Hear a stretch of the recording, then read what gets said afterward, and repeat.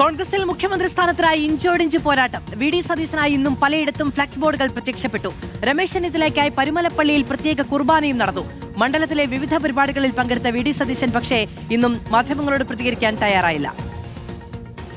ജനഹിതമറിയാനുള്ള കാത്തിരിപ്പിന്റെ അവസാന മണിക്കൂറുകളിലും കോൺഗ്രസിൽ ഫ്ലക്സ് യുദ്ധം തുടരുകയാണ്.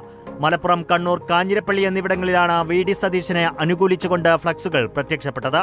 നിലപാടുകളുടെ രാജകുമാരൻ, പടനയിച്ചവൻ നാട് നയിക്കട്ടെ, നാടിന്റെ കരുത്തിന് നട്ടെല്ലുള്ള നേതൃത്വം എന്നിങ്ങനെ പോകുന്നു ഫ്ലക്സുകളിലെ വരികൾ. ടീം എടരിക്കോട്, കാടാച്ചിറയിലെ യൂത്തന്മാർ തുടങ്ങിയ പേരുകളിലാണ് ഫ്ലക്സുകൾ. രമേശ് ചെന്നിത്തലയുടെ മണ്ഡലമായ ഹരിപ്പാട് കരുവാറ്റയിൽ വി ഡി സതീശനെ പിന്തുണച്ച് സ്ഥാപിച്ച ഫ്ലക്സ് നശിപ്പിച്ച നിലയിലാണ്. ടീം UDF കരുവാറ്റ എന്ന പേരിൽ ഇന്നലെ രാത്രി സ്ഥാപിച്ച ഫ്ലക്സാണ് നശിപ്പിച്ചത്.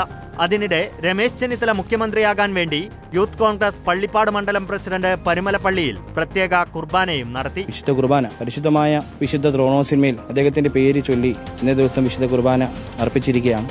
പറവൂരിൽ വിവിധ പരിപാടികളിൽ പങ്കെടുത്ത വി ഡി സതീശൻ ഫലം വന്ന ശേഷം മാത്രം പ്രതികരിക്കാമെന്ന നിലപാടിലാണ്. പരിപാടികൾക്ക് ശേഷം പ്രതിപക്ഷ നേതാവ് തലസ്ഥാനത്തേക്ക് തിരിച്ചു. റിപ്പോർട്ടർ, കൊച്ചി.